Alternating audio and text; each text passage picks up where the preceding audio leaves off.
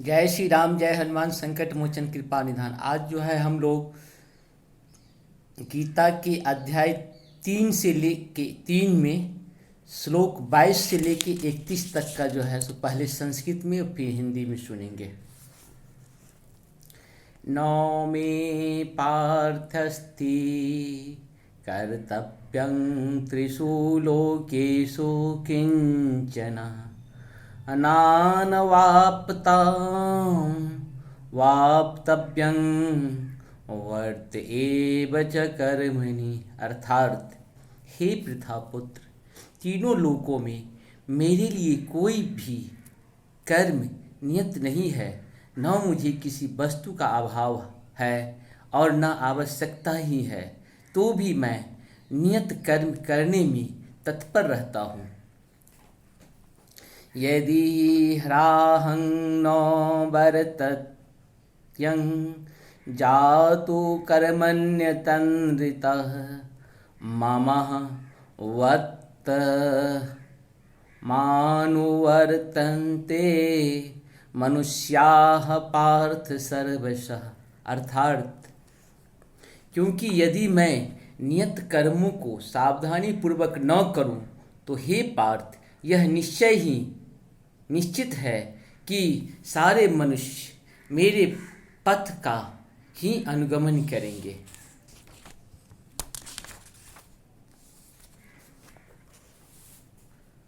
उत्सीदेयुरि मे लोका न कुर्यात् कर्म देदहम् शंकरस्य च कर्ता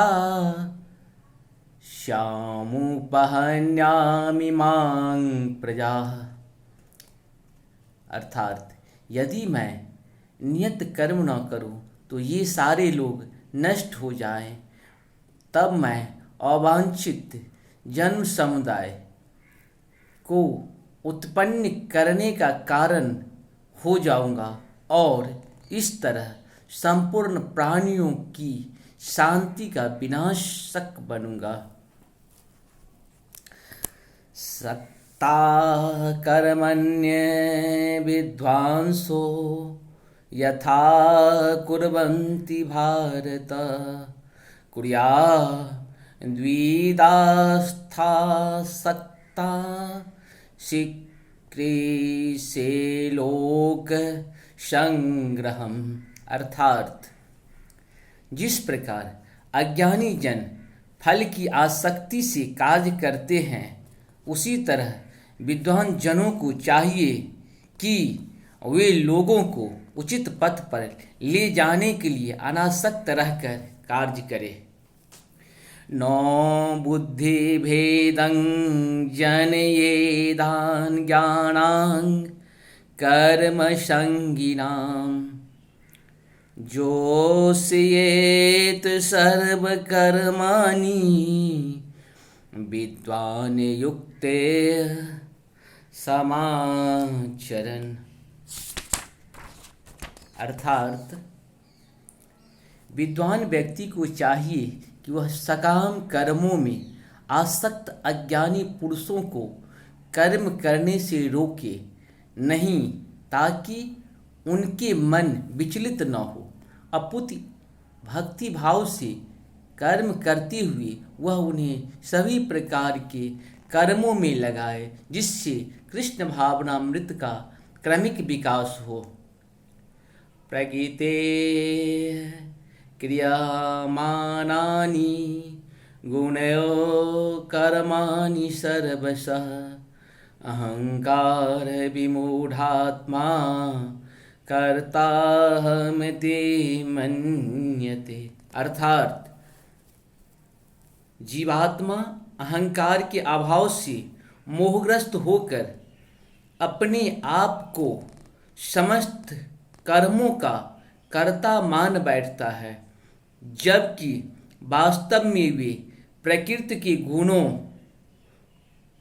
के तीनों गुणों द्वारा संपन्न किए जाते हैं।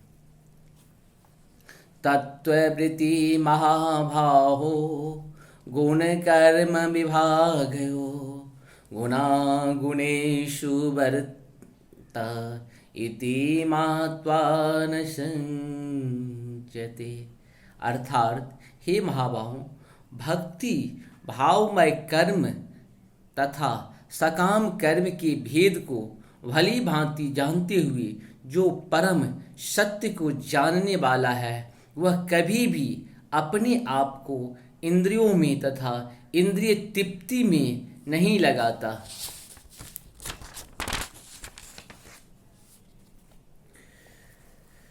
प्रकृतेर्गुण सम्मूढ़ा संजनते गुणकर्मसु तान कृत्यास्नविदो मंदान कृत्य भिन्न विचालयेत।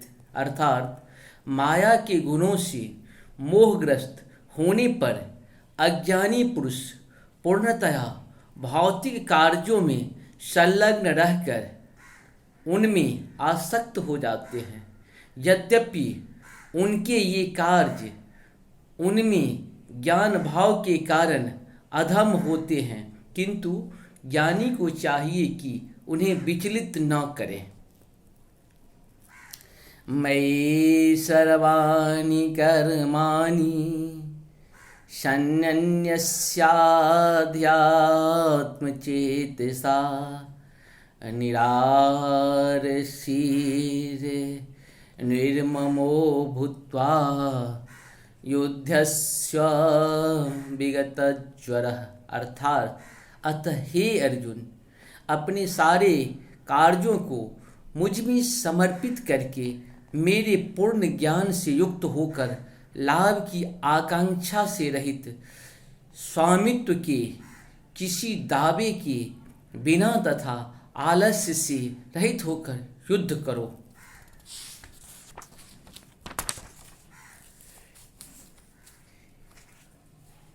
ये मे मतमिदं नित्यमनुतिष्ठन्ते मानवा श्रद्धावन्तो न सूयन्तो मुच्यन्ते तेऽपि कर्मभिः। अर्थात जो व्यक्ति मेरे आदेशों के अनुसार अपना कर्तव्य करते रहते हैं और ईर्ष्या रहित होकर इस उपदेश का श्रद्धापूर्वक पालन करते हैं, वे सकाम कर्मों के बंधन से मुक्त हो जाते हैं।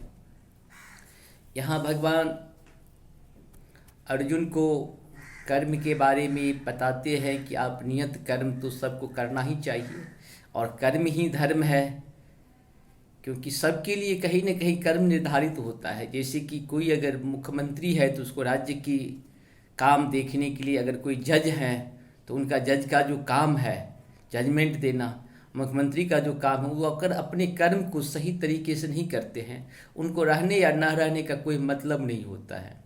अगर कोई सिक्योरिटी गार्ड है या कोई पुलिस है, पुलिस अगर अपने कार्य को, अपने कर्तव्य को या सही से नहीं करता है, धर्म क्या है? धर्म वही है कि जिसका जो कर्तव्य है उसे पूरा करे, वही उसका धर्म है।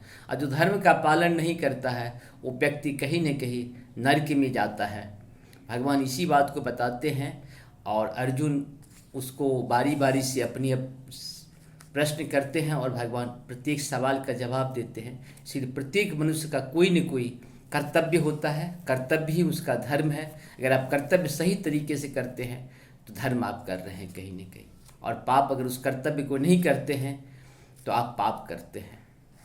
और सबसे हम यही निवेदन करते हैं कि आप जिस पद पे हो, जहाँ भी हो, जिस कर्म में लगे हुए, उस कर्म को आप निष्ठापूर्वक करें। जज हैं तो आपके ऊपर आम पब्लिक का कहिए या सरकार का कहिए, सरकार क्या कि जो भी पैसा खर्चा होता है उससे ज़्यादा हम काम करके दें सरकार को। सरकार की नीयत यही होनी चाहिए कि हम भ्रष्टाचार युक्त नहीं, भ्रष्टाचार मुक्त हो, और यहाँ पे धर्मयुक्त हम शासन व्यवस्था को चलाएं, इसमें सहयोग करें। चाहे पुलिस के पद पे हो या आईएएस हो, आईपीएस हो, जज हो या एक आम इंसान हो, उसका भी कहीं न कहीं अपने देश के प्रति कर्तव्य होता है, उसे अपने कर्तव्य का पालन करना चाहिए, और वही कर्तव्य ही उसका धर्म होता है, और इसमें कभी उसको पीछे नहीं हटना चाहिए। नमस्कार।